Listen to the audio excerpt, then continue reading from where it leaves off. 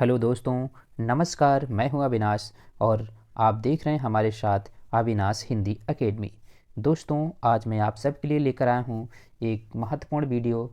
इस वीडियो के अंतर्गत आप सभी देखेंगे हिंदी कहानी तथा कहानीकार के 50 अत्यंत महत्वपूर्ण प्रश्न। आप सभी से निवेदन है कि आप सभी इस वीडियो को पूरा देखें और इसमें कितने प्रश्न आपके सही हो रहे हैं यह भी कमेंट बॉक्स में लिखकर ज़रूर बताएं। तो चलिए शुरू करते हैं आज की प्रश्नोत्तरी। आज का पहला प्रश्न जो आप सबके लिए स्क्रीन पर है वह है, हिंदी कहानी का विकास कब से मानना उचित है।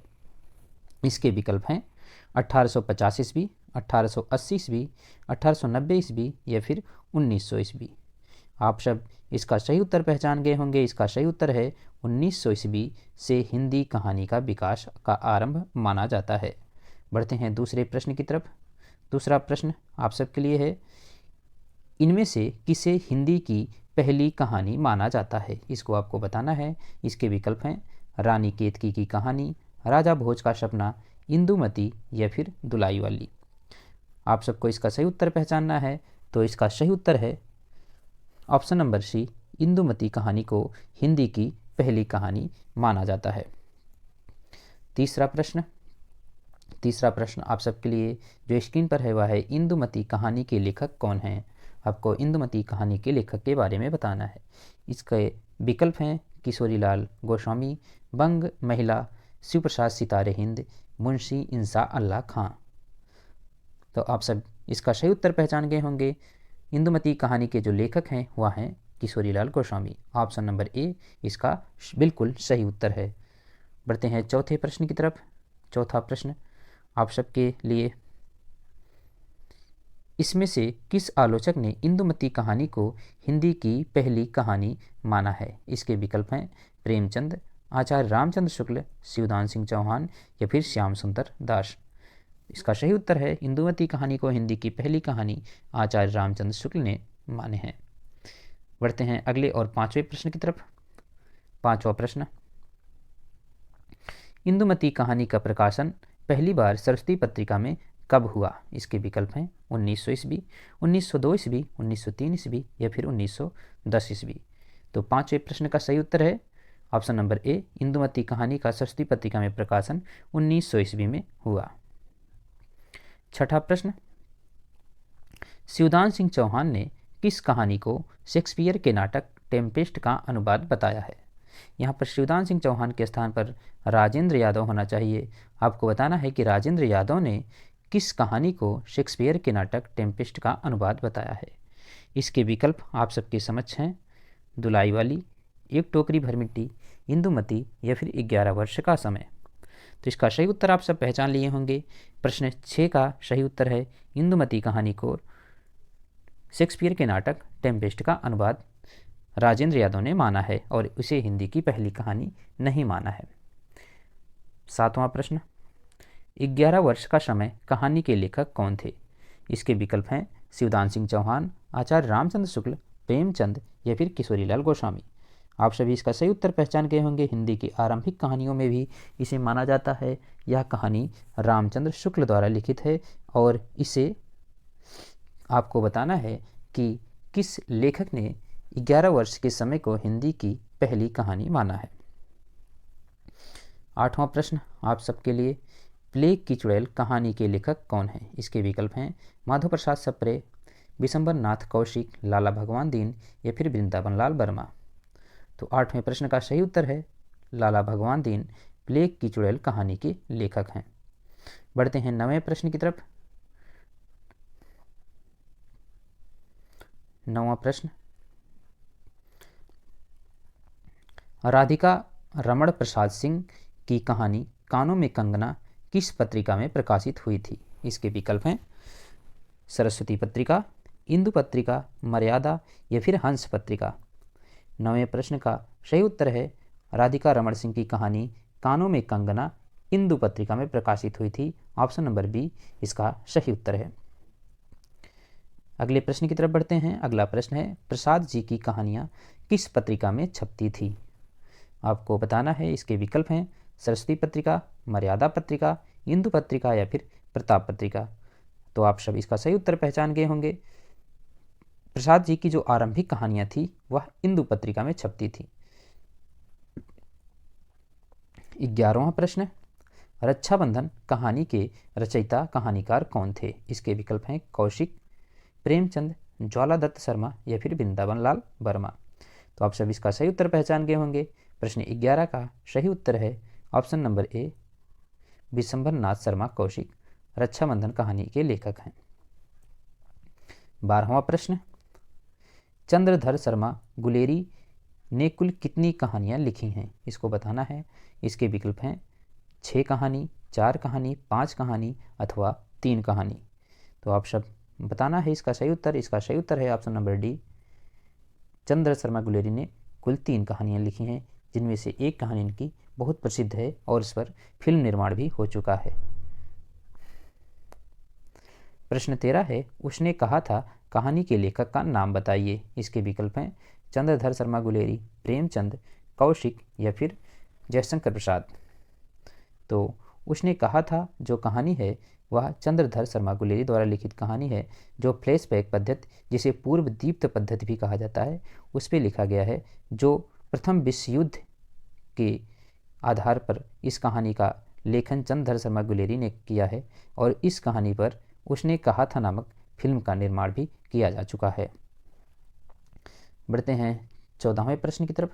प्रश्न है, इनमें से कौन सी कहानी चंद्रधर शर्मा गुलेरी की है? इसके विकल्प हैं उसने कहा था, सुखमय जीवन, बुद्धू का कांटा या फिर उपर्युक्त सभी। तो अभी हम लोगों ने पढ़ा कि चंद्रधर शर्मा गुलेरी ने कुल 3 कहानियाँ लिखी, तो उनकी तीनों कहानियाँ हैं उसने कहा था, सुखमय जीवन और बुद्धू का कांटा। इस प्रकार इसका सही उत्तर है ऑप्शन नंबर डी, उपर्युक्त सभी। 15वां प्रश्न है, उसने कहा था कहानी का प्रकाशन कब हुआ था? इसके विकल्प हैं 1910 ईस्वी, 1915 ईस्वी, 1908 ईस्वी या फिर 1920 ईस्वी। तो इसका सही उत्तर है ऑप्शन नंबर बी, उसने कहा था जो कहानी है यह 1915 ईस्वी में प्रकाशित हुई थी। अब आप सभी को कमेंट बॉक्स में लिखकर बताना है कि उसने कहा था जो कहानी चंद्रधर शर्मा गुलेरी ने लिखा था और यह कहानी 1915 ईस्वी में प्रकाशित हुई, तो इस कहानी को सर्वप्रथम किस पत्रिका में प्रकाशित किया गया है? आपको इसका उत्तर कमेंट बॉक्स में लिखकर बताना है। 16वां प्रश्न है, प्रेमचंद पूर्व हिंदी कहानियों में सर्वश्रेष्ठ कहानी कौन सी है? इसके विकल्प हैं रक्षाबंधन, ताई, उसने कहा था या फिर राखी बंध भाई। तो आप सब इसका सही उत्तर पहचान गए होंगे। इसका सही उत्तर है प्रेमचंद के पूर्व, प्रेमचंद जब कहानियाँ लिखना आरंभ किए थे उस समय यह कहानी अपने एक जो है ऊंचे दर्जे की कहानी के रूप में इसका स्थान प्राप्त हुआ था। वह कहानी थी चंद्रधर शर्मा गुलेरी द्वारा लिखित उसने कहा था। बढ़ते हैं 17वें प्रश्न की तरफ। प्रश्न है, उसने कहा था कहानी का मूल विषय क्या है? इसके विकल्प हैं आदर्श प्रेम जो त्याग और बलिदान के लिए प्रेरित करता है, या फिर ऑप्शन बी कृषक जीवन का चित्रण, या फिर ऑप्शन सी समाज सुधार की भावना, या फिर ऑप्शन डी नैतिकता एवं उपदेशात्मकता। तो आप सभी इसका सही उत्तर बताना है। इसका जो सही उत्तर है वह है ऑप्शन नंबर ए, उसने कहा था कहानी आदर्श प्रेम जो त्याग और बलिदान के लिए प्रेरित करता है, उस पर आधारित यह कहानी है। बढ़ते हैं 18वें प्रश्न की तरफ। 18वां प्रश्न है, प्रसाद जी की पहली कहानी संग्रह छाया कब प्रकाशित हुआ था? इसके विकल्प हैं 1908 ईस्वी, 1910 ईस्वी, 1906 ईस्वी या फिर 1912 ईस्वी। इसका सही उत्तर आप सबको पहचान कर बताना है। तो 18वें प्रश्न का सही उत्तर है प्रसाद जी की पहली कहानी संग्रह छाया 1912 ईस्वी में प्रकाशित हुई थी। 19वां प्रश्न, हिंदी का कौन सा कहानीकार नवाब राय नाम से उर्दू में कहानियाँ लिखते थे? इसको आपको बताना है। बहुत ही साधारण सा और परीक्षाओं में पूछा जाने वाला प्रश्न है। इसके विकल्प हैं प्रेमचंद, प्रसाद, ज्वालादत्त शर्मा या फिर विशंबर नाथ शर्मा कौशिक।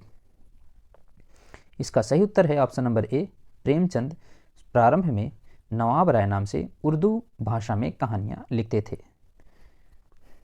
20वां प्रश्न, प्रेमचंद का कौन सा कहानी संग्रह अंग्रेज सरकार ने जब्त कर लिया था? इसके विकल्प हैं सोजे वतन, प्रेम पच्चीसी, प्रेम द्वादशी या फिर कोई भी नहीं। तो आप सभी इसका सही उत्तर पहचान गए होंगे।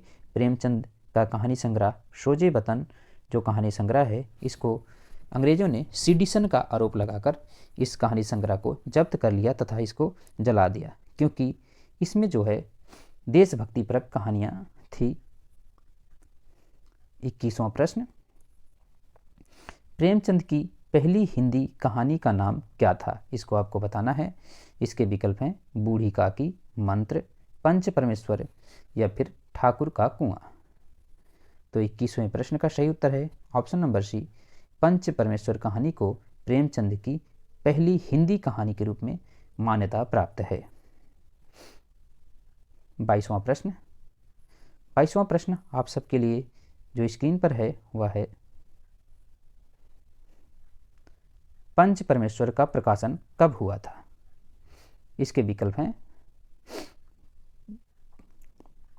1910 ईस्वी, 1912 ईस्वी, 1915 ईस्वी या फिर 1916 ईस्वी।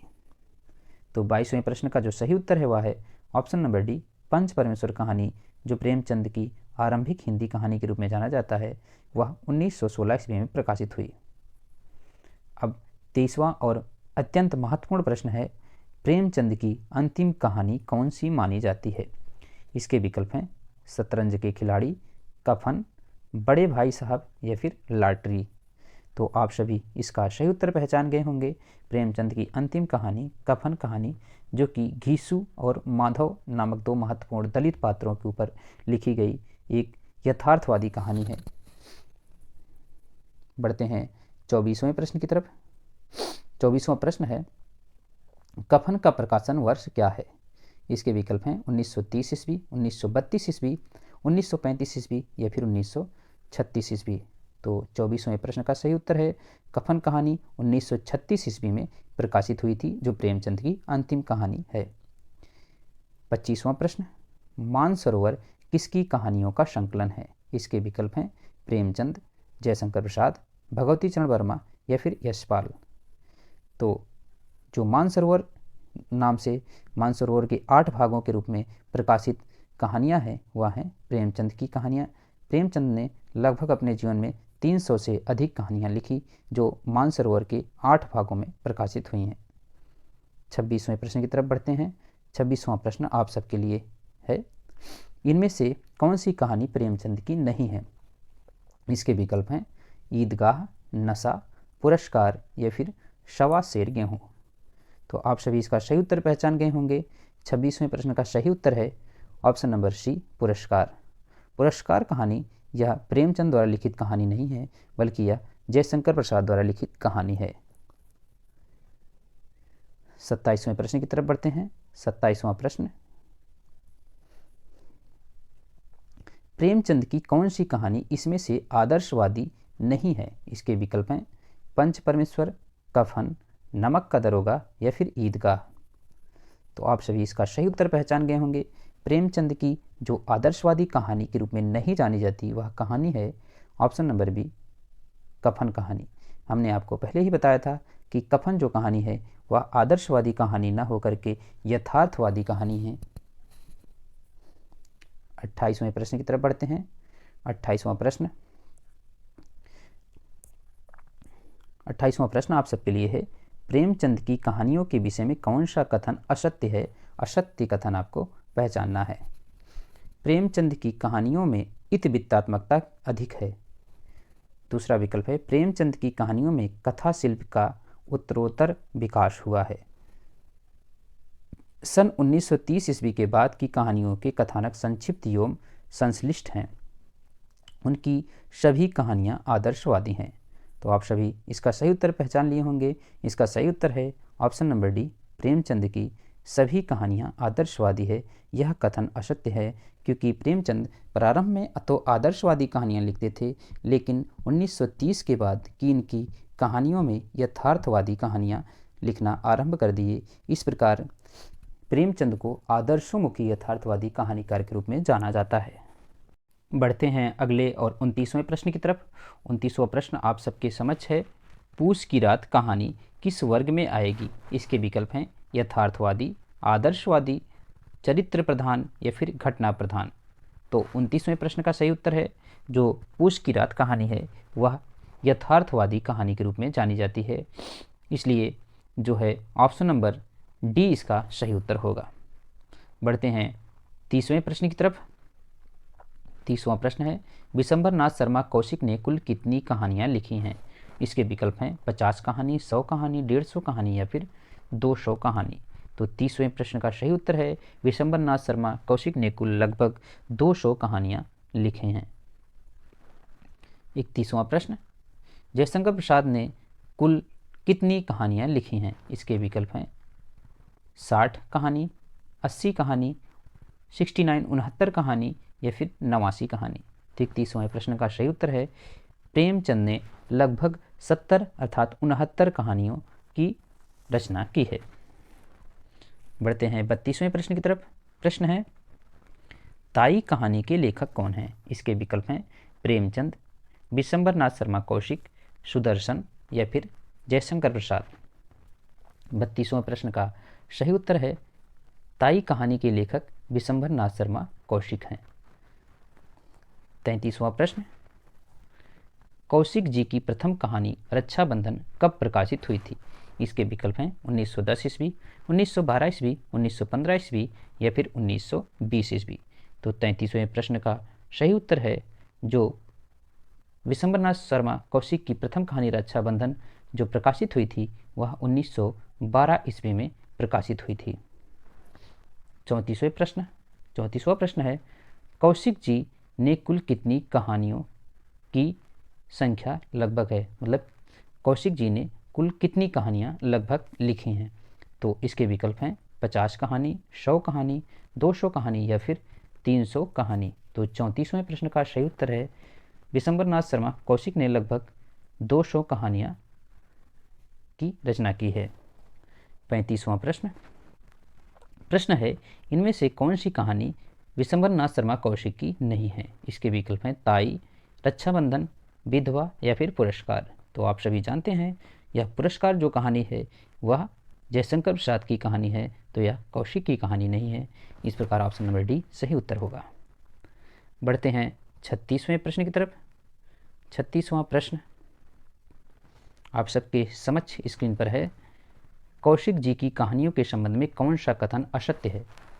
चित्रशाला उनके कहानी संकलन का नाम है। हार की जीत के रचनाकार कौशिक जी हैं। कौशिक जी की कहानियों के विषय सामाजिक समस्याओं से जुड़े हैं। और चौथा विकल्प है कौशिक जी ने दहेज प्रथा, पर्दा प्रथा, बाल विवाह के विरोध अपनी कहानियों में किया है। आपको इसमें असत्य कथन पहचानना है, तो आप सभी असत्य कथन पहचान चुके होंगे। ऑप्शन नंबर बी हार का जीत जो कहानी है वह कौशिक की कहानी नहीं है। अब आपको कमेंट बॉक्स में लिखकर बताना है कि जो ये हार की जीत एक प्रसिद्ध कहानी और प्रसिद्ध कहानीकार के रूप में जाने जाते हैं, यह कहानी किसने लिखी है। बढ़ते हैं 37वें प्रश्न की तरफ। 37वां प्रश्न इनमें से कौन सा कहानी संकलन सुदर्शन की कहानियों का नहीं है? इसके विकल्प हैं सुदर्शन सुधा, मणिमाला, पुष्पलता या फिर तीर्थ यात्रा।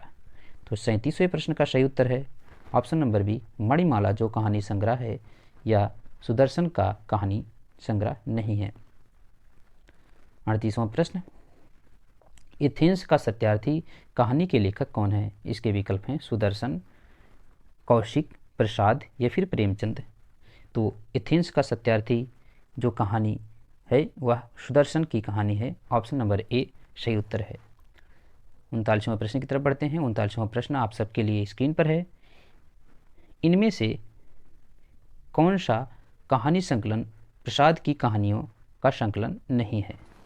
इसके विकल्प हैं प्रतिध्वनि, इंद्रजाल, गल्प मंजरी या फिर छाया।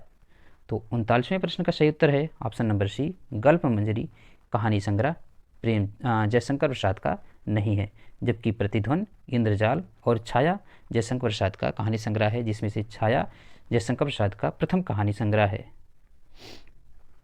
बढ़ते हैं 40वें प्रश्न की तरफ।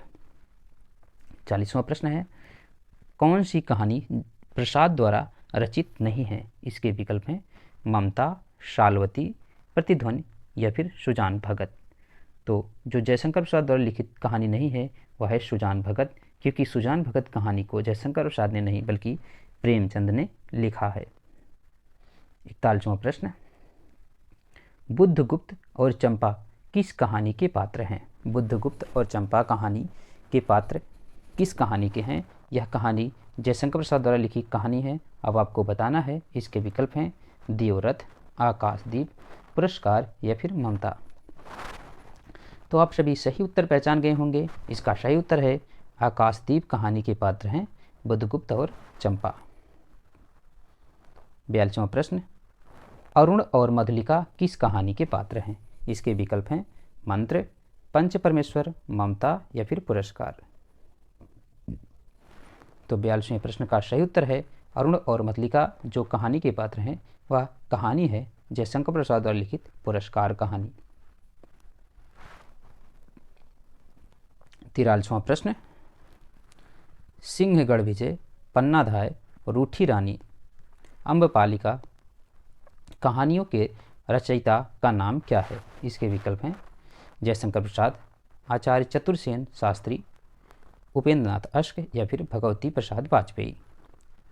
43वें प्रश्न का सही उत्तर है आचार्य चतुर्सेन शर्मा शास्त्री। सिंहगढ़, पन्नाधाय, रूठी रानी और अम्बपालिका कहानी के लेखक आचार्य चतुर्सेन शर्मा शास्त्री जी हैं। 43वां प्रश्न, निशानियाँ और दो धारा निशानियाँ और दो धारा किस लेखक की कहानी संग्रह के नाम हैं? इसके विकल्प हैं उपेंद्र नाथ अश्क, भगवती प्रसाद वाजपेयी, चतुर्सेन शास्त्री, राधिका रमण प्रसाद सिंह। 44वें प्रश्न का सही उत्तर है option number A, Upendra Nath अश्क द्वारा लिखित कहानी है निशानियाँ और दो धारा। 45वां प्रश्न, प्रेमचंद युग का कौन सा कहानीकार सामाजिक यथार्थ को नग्न रूप में प्रस्तुत करने में सिद्धहस्त माना जाता है? इसके विकल्प हैं राधिका रमण प्रसाद सिंह, भगवती प्रसाद वाजपेयी, जयशंकर प्रसाद या फिर पांडे बेचन शर्मा उग्र। तो 45वें प्रश्न का सही उत्तर है ऑप्शन नंबर डी, पांडे बेचन शर्मा उग्र जो है वह सामाजिक यथार्थ को नग्न रूप में प्रस्तुत करने वाले सिद्धहस्त कहानीकार के रूप में जाने जाते हैं। 46वां प्रश्न, सतमी के बच्चे कहानी किसकी कहानी संकलन है? इसके विकल्प हैं राहुल सांकीर्तन, रांगे राघव, चंद्रगुप्त विद्यालंकार या फिर उषा देवी मित्रा। तो 46वें प्रश्न का सही उत्तर है सतमी का बच्चा जो कहानी संग्रह है वह राहुल सांकीर्तन का कहानी संग्रह है। 47वां प्रश्न, कानों में कंगना किस की प्रसिद्ध कहानी है? इसके विकल्प हैं प्रेमचंद, कौशिक, सुदर्शन, राधिका रमण प्रसाद सिंह। तो 47वें प्रश्न का सही उत्तर है ऑप्शन नंबर डी, कानों में कंगना कहानी के लेखक राधिका रमण प्रसाद सिंह जी हैं। बढ़ते हैं 48वें प्रश्न की तरफ। 48वां प्रश्न है इनमें से कौन सा कहानी संग्रह उग्र जी का नहीं है? इसके विकल्प हैं दो खज की आग, कहानी कमौदी, इंद्रधनुष या फिर चॉकलेट। तो 48वें प्रश्न का सही उत्तर है ऑप्शन नंबर बी, कहानी कमौदी जो है वह पांडे बेचन शर्मा उग्र का कहानी संग्रह नहीं है। 49वां प्रश्न, प्रेमचंद योगीन कहानी की काल अवधि क्या है? इसके विकल्प हैं 1900 से 1916 ईस्वी, 1916 से 1936 ईस्वी, 1936 से 1950 ईस्वी या फिर इनमें से कोई भी नहीं। तो आप सबको पता होना चाहिए कि प्रेमचंद जो हिंदी में कहानी लिखना प्रारंभ किए यह 1916 ईस्वी में जो कहानी इनकी पहली कहानी प्रकाशित हुई हिंदी में, और 1936 ईस्वी में इनकी अंतिम कहानी कफन प्रकाशित हुई। हालांकि प्रेमचंद 1904 ईस्वी से ही लिखना प्रारंभ कर दिए थे, लेकिन इनकी प्रारंभिक कहानियाँ उर्दू में थी, इसलिए हिंदी में इनकी कहानियों का जो आरंभ माना जाता है वह 1916 से माना जाता है और 1936 ईस्वी में प्रेमचंद की मृत्यु हो गई। तो इस प्रकार प्रेमचंद का जो कहानी का युग चलता है वह 1916 से 1936 ईस्वी तक चलता है।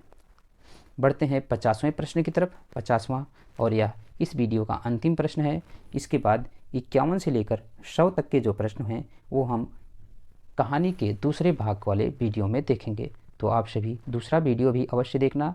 और यदि आप सबको इस वीडियो का PDF और उसका हल सहित PDF चाहिए तो आप सभी को मैं डिस्क्रिप्शन बॉक्स में इसकी लिंक दे दूंगा, जहां से आप हमारे टेलीग्राम चैनल पर जुड़ सकते हैं और वहां पर प्रश्नोत्तरी भी दे सकते हैं और इस PDF को वहां से प्राप्त भी कर सकते हैं। तो 50वां प्रश्न हम सभी पढ़ते हैं।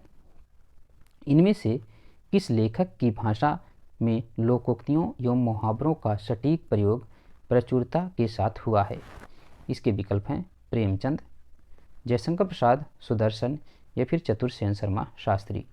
तो 50वें प्रश्न का सही उत्तर आप सभी पहचान लिए होंगे। इसका सही उत्तर है प्रेमचंद ने अपनी कहानियों में लोकोक्तियों, मुहावरों तथा ग्रामीण बोलचाल की भाषा के शब्दों का बहुतायत प्रयोग किया है। दोस्तों, इस प्रकार आज का वीडियो समाप्त हुआ। इस 50 प्रश्नों में आपके कितने प्रश्न सही हैं यह आप कमेंट बॉक्स में लिखकर अवश्य बताइए। और अगर आपको यह वीडियो पसंद आती है तो इसे अपने मित्रों के साथ शेयर भी करिए। धन्यवाद।